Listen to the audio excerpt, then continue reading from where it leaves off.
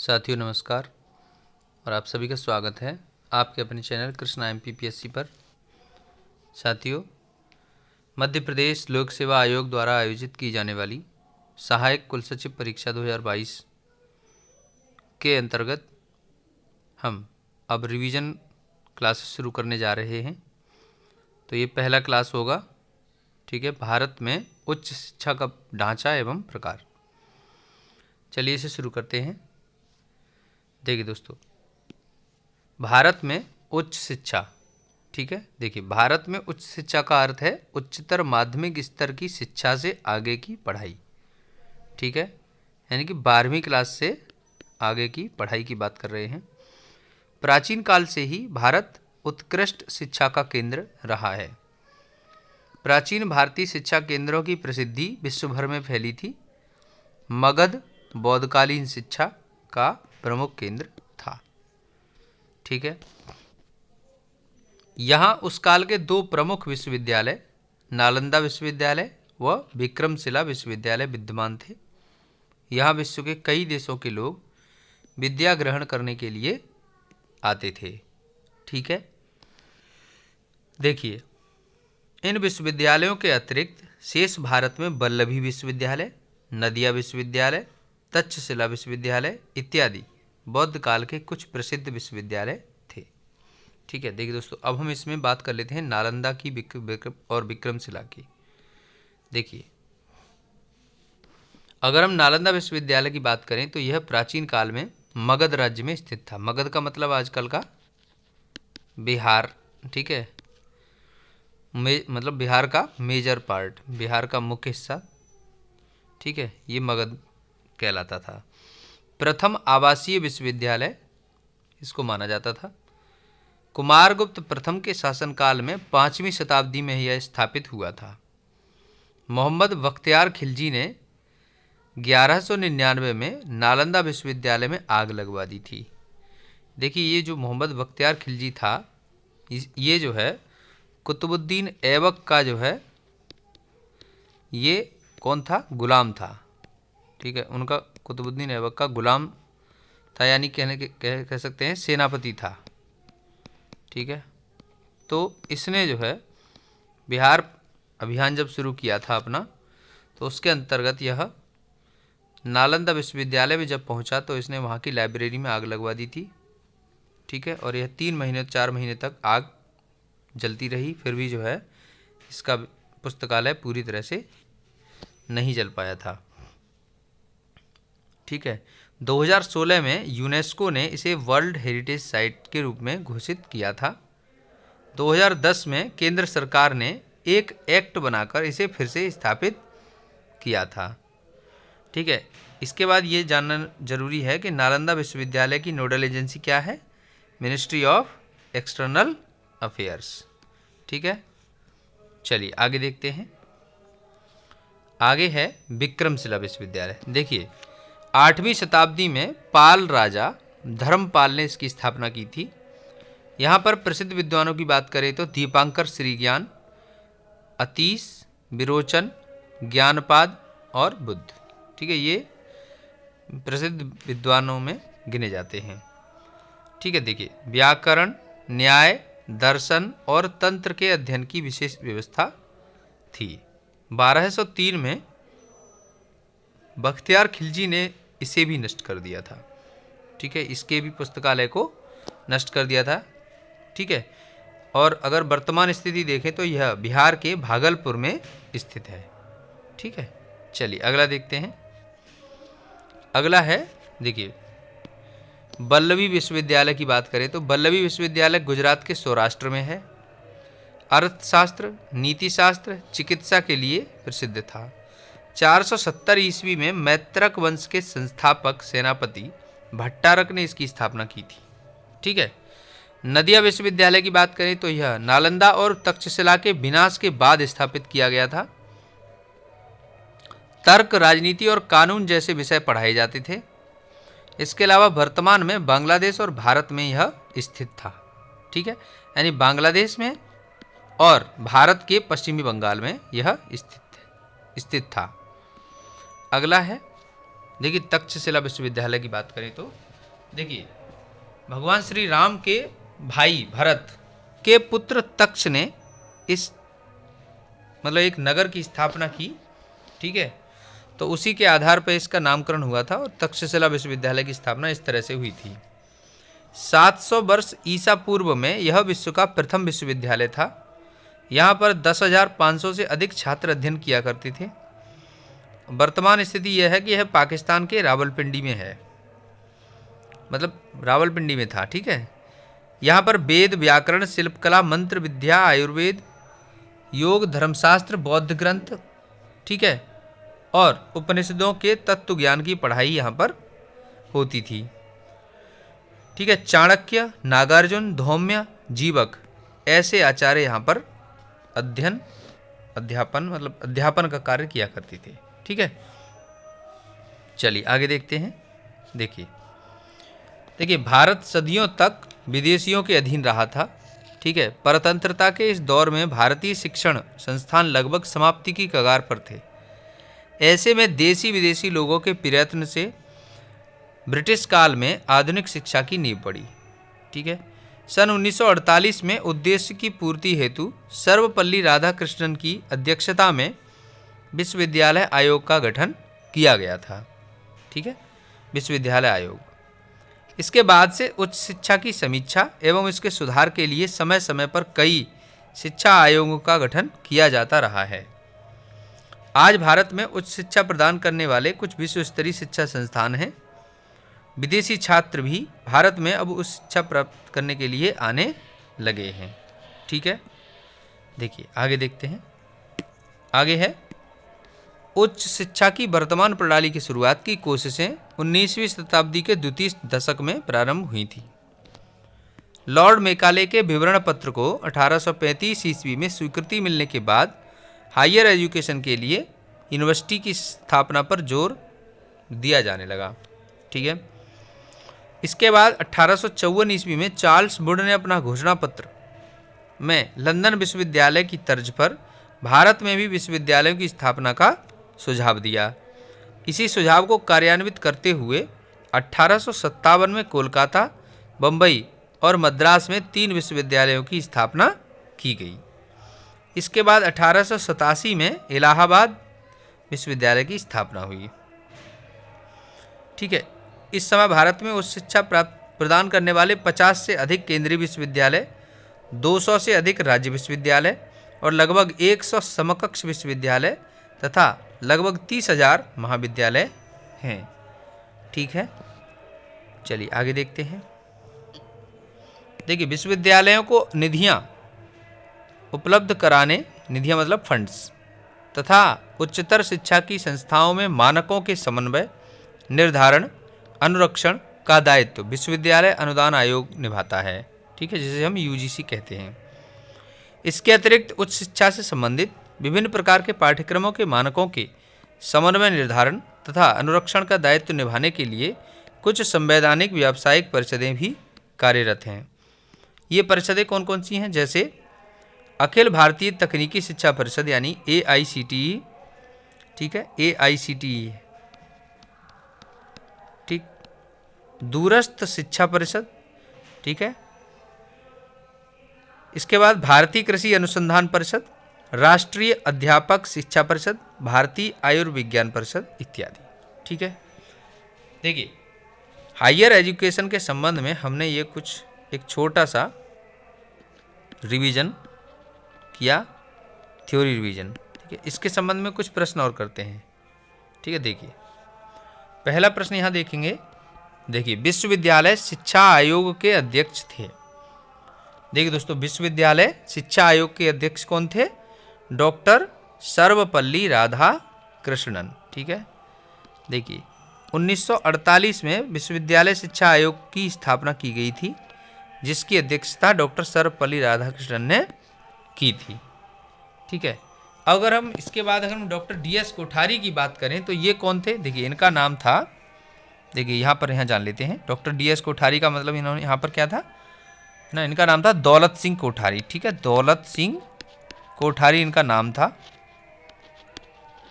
ठीक है। ये कौन थे?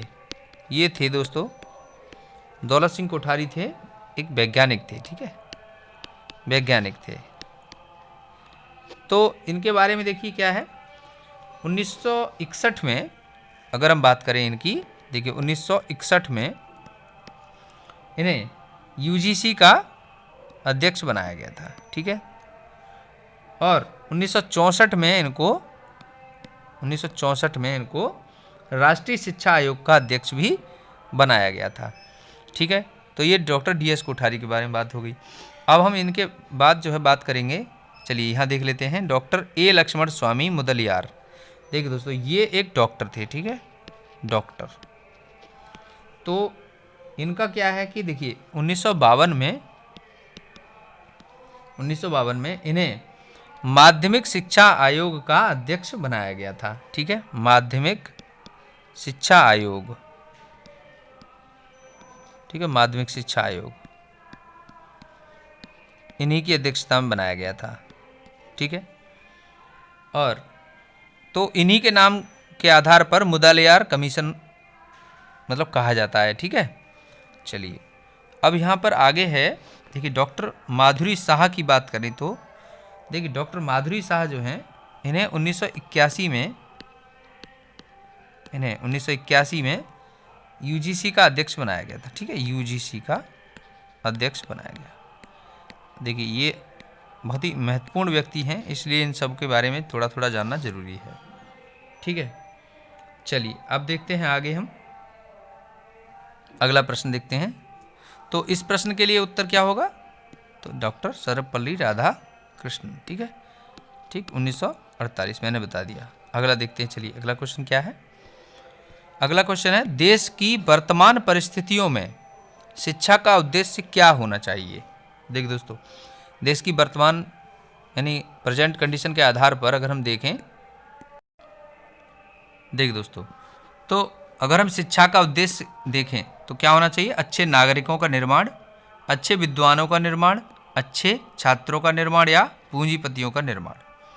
देखिए साथियों, यहाँ पर क्या है कि वर्तमान परिस्थितियों में शिक्षा का उद्देश्य होना चाहिए कि देश के लिए अच्छे नागरिकों का निर्माण किया जा सके, ठीक है, ये इसका आंसर होगा, ठीक है। चलिए आगे देखेंगे अगला क्वेश्चन। देखिए, भारत में शिक्षा के उद्देश्यों का निर्धारण करते समय निम्न में से किसका ध्यान रखने की आवश्यकता नहीं है, ठीक है, नहीं है पूछ रहे हैं। देखिए हमारी वर्तमान मांगें क्या हैं, ये सही है, ये जरूरी है, ये निर्धारण करते समय ध्यान रखना जरूरी है। हमारी कितनी भौतिक प्रगति हुई है, उद्देश्य कहाँ तक व्यावहारिक है, उद्देश्यों में सर्वांगीणता कहाँ तक है।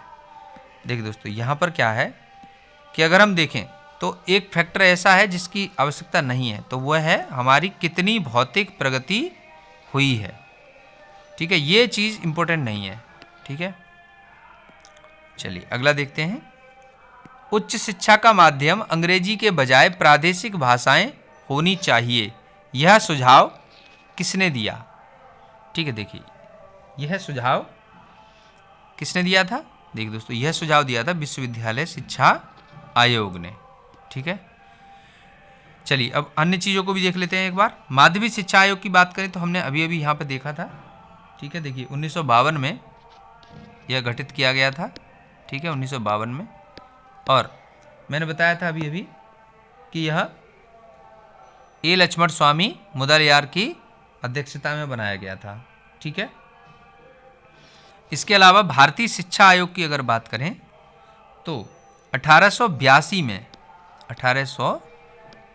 में पहला भारतीय शिक्षा आयोग गठित हुआ था, ठीक है। और इसको जो है सर विलियम हंटर, ठीक है, सर विलियम हंटर ने मतलब विलियम हंटर की अध्यक्षता में से बनाया गया था, ठीक है, की अध्यक्षता में, ठीक है, अध्यक्षता में। और लॉर्ड रिपन ने बनाया था, ठीक है, लॉर्ड, उस समय वायसराय या गवर्नर जनरल कौन थे, लॉर्ड रिपन थे, ठीक है, लॉर्ड रिपन, ठीक। चलिए राष्ट्रीय शिक्षा नीति 1986, ये तो हमें पता चल ही रहा है, यहाँ पर 1986 में दिया गया है, ठीक है। चलिए अगला देखते हैं, अगला प्रश्न हम यहाँ पे देखेंगे। अगला प्रश्न है सार्वजनिक शिक्षा के लिए कॉमन स्कूल सिस्टम को राष्ट्रीय लक्ष्य माना जाए, यह सिफारिश किसने की थी? ठीक है, देखिए, तो यह सिफारिश की थी कोठारी कमीशन ने। ठीक है, कोठारी कमीशन ने। कोठारी कमीशन यानी कि डॉक्टर DS कोठारी, यानी कि मैंने बताया था दौलत सिंह कोठारी, ठीक है, वैज्ञानिक थे। ठीक है, ठीक है, चलिए अगला देखते हैं। अगला प्रश्न है, ब्रिटिश सरकार से आज्ञा पत्र प्राप्त करके ईस्ट इंडिया कंपनी की सरकार ने भारत में शिक्षा के प्रसार के लिए क्या किया था? अब देखिए, भारत में शिक्षा प्रसार के लिए अपना दायित्व माना, कम से कम 1 लाख रुपए व्यय करने के लिए धनराशि की व्यवस्था की, ईसाई पादरियों को शिक्षा के प्रसार के लिए खुली छूट दे दी, उपरोक्त सभी। ठीक है, देखिए दोस्तों, यहाँ पर क्या है कि जब ब्रिटिश सरकार से आज्ञा पत्र प्राप्त हो गया था तो ईस्ट इंडिया कंपनी ने भारत में, ठीक है, शिक्षा के प्रसार के लिए ये शिक्षा प्रसार के को अपना दायित्व मान लिया, उन्होंने जिम्मेदारी मान ली। ठीक है, कम से कम 1 लाख रुपए उन्होंने फंड देना शुरू कर दिया और ईसाई पादरियों को शिक्षा के प्रसार के लिए खुली छूट दे दी। ठीक है, तो यानी उत्तर हो जाएगा उपरोक्त सभी। ठीक है, ये सभी बातें सही है। चलिए अगला देखेंगे। देखिए, कह रहे निम्नलिखित में से किस वायसराय के शासनकाल में भारतीय विश्वविद्यालय आयोग की स्थापना की गई थी? ठीक है, देखिए, तो अब हम बात करें यहाँ पर, देखिए किस वायसराय के टाइम में ऐसा किया गया था। देखिए दोस्तों लॉर्ड कर्जन के शासनकाल में, ठीक है, ये विश्वविद्यालय आयोग की, भारतीय विश्वविद्यालय आयोग की स्थापना की गई थी। ठीक है, लॉर्ड कर्जन। अब इनके बारे में बात करें तो लॉर्ड कर्जन जो हैं, देखिए 1899 से और 1905 तक इनका कार्यकाल रहा है। ठीक है, चलिए अब अगर हम बात करें, देखिए यहाँ पर देखिए लॉर्ड डलहौजी की बात करें तो लॉर्ड डलहौजी का जो कार्यकाल था वो था 1848 से 1856। ठीक है, 1856। और इनके लिए विशिष्ट बात क्या है? देखिए, इनके लिए हड़प नीति यानी कि राज्य हड़प नीति इनका विशेष माना जाता है। ठीक है, हड़प नीति। और इन्हीं के कार्यकाल के दौरान देखिए क्या हुआ था, 1853 में क्या है, रेल है ना, रेल लाइन मुंबई से और थाने तक रेलवे लाइन चली थी। ठीक है, इम्पोर्टेंट चीज़ ये है। ठीक है, अब हम देखते हैं इसके बाद आगे।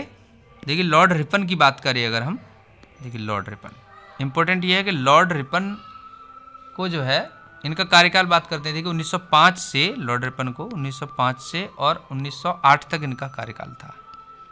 ठीक है, ये इनका कार्यकाल था। और इन्होंने क्या किया था, इंपॉर्टेंट क्या है, देखिए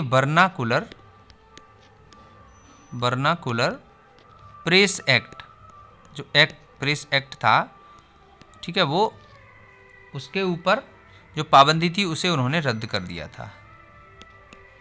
ठीक है, और पंचायती राज का इनको जनक कहा जाता है। ठीक है, सेल्फ गवर्नमेंट का फादर है ना, पंचायती राज का जनक माना जाता है। ठीक, लॉर्ड रिपन। इसके बाद अब यहाँ पर देखेंगे हम, देखिए अगला क्या है, लॉर्ड मैकाले। देखिए लॉर्ड मैकाले की अगर बात करें तो ये जो लॉर्ड मैकाले था, तो ये लॉर्ड मैकाले जो था, इसकी अगर हम बात करें, देखिए ये 1834 से 1838 के टाइम में ये जो है भारत की सुप्रीम काउंसिल में लॉ मेंबर तथा लॉ कमीशन का प्रधान था। ठीक है, ये है। तो अगर हम बात करें, ये जो है इसको अंग्रेजी भाषा को भारत की सरकारी भाषा तथा शिक्षा का माध्यम और यूरोपीय साहित्य, दर्शन तथा विज्ञान को भारतीय शिक्षा का लक्ष्य बनाने में इसका बड़ा हाथ था। ठीक है, तो इसका क्या है कि ये जो लॉर्ड मैकाले है, इसने जो है है ना, इसी ने मेनली इंडियन पीनल कोड तैयार करवाने में अपनी भूमिका निभाई थी, ठीक है, जिसको भारतीय दंड संहिता हम लोग कहते हैं, ठीक है। तो ये जो है लॉर्ड मैकाले, इसने अपना एक वो पेश किया था, मतलब इसी ने एक तरीके से कहा जाए कि भारत के जो गुरुकुल थे उनको नष्ट करने में भूमिका निभाई, ठीक है, और अंग्रेजी शिक्षा की शुरुआत कह लीजिए एक तरीके से इसी की सिफारिशों के आधार पर की गई थी, ठीक है। चलिए आगे देखेंगे अगला प्रश्न है, देखिए, भारत में आधुनिक शिक्षा की जन्मदाता मानी जाने वाली संस्था है। देखिए दोस्तों, भारत में आधुनिक शिक्षा की जन्मदाता की अगर बात करें तो ईसाई मिशनरी, ये जो है आधुनिक शिक्षा की जन्मदाता मानी जाती है, ठीक है। वैसे तो ये सभी हैं, थोड़ा थोड़ा सबने प्रयास किया था, लेकिन मेजरली अगर हम देखा जाए तो ईसाई मिशनरी ही आधुनिक शिक्षा की जन्मदाता है, ठीक है। चलिए अगला देखेंगे। देखिए, कह रहे तत्कालीन शैक्षिक अराजकता को दूर करने के लिए किस समिति का गठन किया गया था। देखिए यहाँ पर क्या है, तत्कालीन शैक्षिक अराजकता को दूर करने के लिए एक गोखले समिति बनाई गई थी। गोखले समिति का मतलब क्या है, गोपाल कृष्ण गोखले, ठीक है। तो गोपाल कृष्ण गोखले समिति की बात करें तो 1911 में, ठीक है, इन्होंने अपना एक विधेयक पेश किया था, ठीक है, एक बिल लाए थे। तो वो जो है उसने उस बिल में कुछ सिफारिशें थी, ठीक है, हालांकि सरकार ने इसको जो है ज़्यादा महत्व नहीं दिया था, ठीक है। चलिए आगे देखते हैं। देखिए इसके बाद अगर हम देखें वुड समिति की बात करें तो ये वुड समिति यानी वुड डिस्पैच कहा जाता है इसको, वुड यानी वुड, चार्ल्स वुड का घोषणा पत्र कहते हैं इसको। हम जो है Magna carta of education in India भी कहते हैं, ठीक है। तो ये 1854 में आया था, ठीक है, ये चीज़ है। चलिए इसके बाद हर्टोग समिति की अगर हम बात करें, देखिए हर्टोग समिति, देखिए साथियों, हर्टोग समिति की अगर बात करें तो हर्टोग समिति जो है वो 1929 में बनाई गई थी, ठीक है, 1929 में। शिक्षा संस्थाओं की संख्या बढ़ने से शिक्षा के स्तर में गिरावट आने लगी, ठीक है, इसलिए ऐसा हुआ कि सर फिलिप हर्टोग, है ना, सर फिलिप हर्टोग की अध्यक्षता में हर्टोग समिति का गठन किया गया, ठीक है। इन्होंने कुछ ऐसी बातें कही जैसे प्राथमिक शिक्षा का विस्तार किया जाए परंतु उसमें शीघ्रता न की जाए, ठीक है, विश्वविद्यालय की शिक्षा योग्य विद्यार्थियों तक सीमित की जाए, है ना, ये इन्होंने कहा था।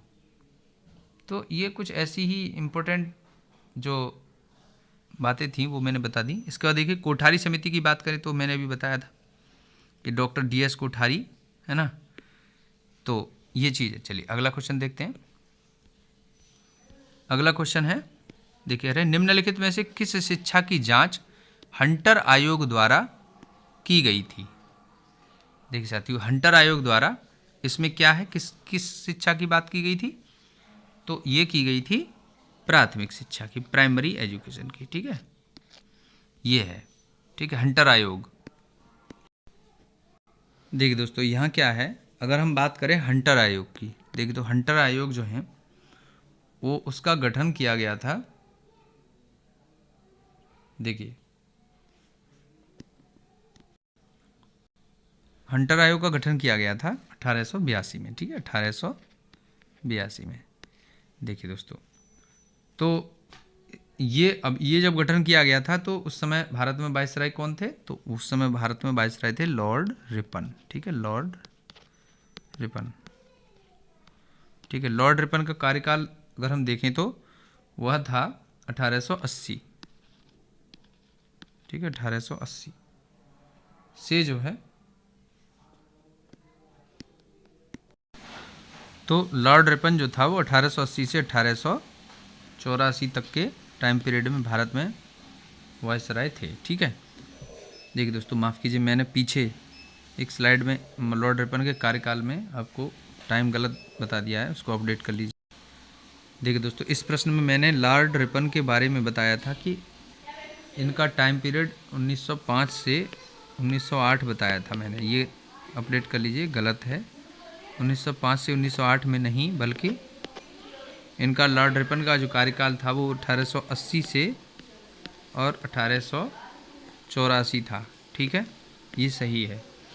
और अगर हम बात करें 1905 से 1908, ये जो टाइम पीरियड था, इस टाइम पीरियड में लॉर्ड मिंटो सेकंड, है ना, लॉर्ड मिंटो सेकंड, ये भारत के गवर्नर थे, गवर्नर जनरल थे, मतलब वाइसराय थे, लॉर्ड मिंटो टू। ठीक है, 1905 से 1910 तक ये भारत के गवर्नर जनरल या वाइसराय के रूप में इन्होंने कार्य किया। ठीक है, तो ये चीज़ आप अपडेट कर लीजिए। ठीक है, आइए देखते हैं आगे। देखिए दोस्तों, इन सब के अलावा एक इम्पोर्टेंट है सार्जेंट योजना। देखिए, सार्जेंट योजना 1944 में प्रस्तुत की गई थी। ठीक है, एक ब्रिटिश अधिकारी था, अंग्रेज अधिकारी सार्जेंट, है ना, भारत सरकार में शिक्षा सलाहकार के पद पर नियुक्त था। ठीक है, कौन था? शिक्षा सलाहकार था। तो ये जो है, इन्होंने यानी सार्जेंट महोदय ने क्या बताया? देखिए, राष्ट्रीय शिक्षा योजना इनके नाम से प्रस्तुत की गई थी। इन्होंने कहा कि प्राथमिक विद्यालय एवं उच्च माध्यमिक विद्यालय स्थापित करने तथा 6 से 11 वर्ष के बच्चों को निःशुल्क अनिवार्य शिक्षा दिए जाने की व्यवस्था की गई थी, यानी फ्री एजुकेशन की इन्होंने बात की थी। ठीक है, ये इनके प्लान में था, तो ये इम्पोर्टेंट। ठीक है, चलिए आगे देखते हैं। इसमें एक चीज़ और देख लेते हैं। देखिए दोस्तों, सैडलर आयोग के बारे में बात करें तो 1917 में इसकी गठन किया गया था। देखिए, सरकार ने कलकत्ता विश्वविद्यालय की स्थितियों और संभावनाओं की जांच करने के लिए सैडलर आयोग की नियुक्ति की थी। ठीक है, लेकिन इस आयोग ने पूरे देश की शिक्षा की स्थिति और संभावनाओं की जांच इन्होंने कर ली थी। ठीक है, तो ये सैडलर कमीशन या सैडलर आयोग गठन किया गया था। ठीक है, चलिए, तो ये सब हमने अभी अभी कुछ छोटा सा रिवीजन किया किस संबंध में, कि भारत में उच्च शिक्षा का ढांचा और उसका प्रकार। देखिए दोस्तों, उच्च शिक्षा के ढांचे की अगर बात करें तो यहाँ देखिए, भारत में शिक्षा मंत्रालय सबसे बड़ी एजेंसी है। ठीक है, उसके बाद यहाँ पर उच्च शिक्षा में शिक्षा मंत्रालय के अधीन आता है यूजीसी, जिसको आप विश्वविद्यालय अनुदान आयोग के नाम से जानते हैं। ठीक है, इसके अंतर्गत देखिए सेंट्रल यूनिवर्सिटीज़, ठीक है, केंद्र सरकार, केंद्रीय विश्वविद्यालय कहते हैं जिनको, फिर उसके बाद स्टेट यूनिवर्सिटी, ठीक है, राज्य विश्वविद्यालय, प्राइवेट यूनिवर्सिटी यानी कि निजी विश्वविद्यालय, डीम्ड यूनिवर्सिटी, ठीक है, और उसके बाद राष्ट्रीय महत्व के विश्वविद्यालय आते हैं। ठीक है, ये एक छोटा सा एक क्या है, उच्च शिक्षा का ढांचा मैंने आपको बताया है। ठीक है, अब अगर बात करें, देखिए शिक्षा, देखिए शिक्षा की अगर बात करें तो शिक्षा जो है वो, देखिए दोस्तों, शिक्षा की अगर बात हम कर रहे हैं यहाँ पे, तो शिक्षा जो है वो समवर्ती सूची का विषय है। ठीक है, समवर्ती सूची का विषय है। ठीक है, अब इसमें क्या है कि ये जो है इस पर जो है कानून कौन कौन बना सकता है, या हम कहें कानून या फिर जो भी नियम कानून बनाए जाएंगे वो केंद्र और राज्य दोनों ही बना सकते हैं। ठीक है, केंद्र और राज्य दोनों ही नियम बना सकते हैं। ठीक है, अब देखिए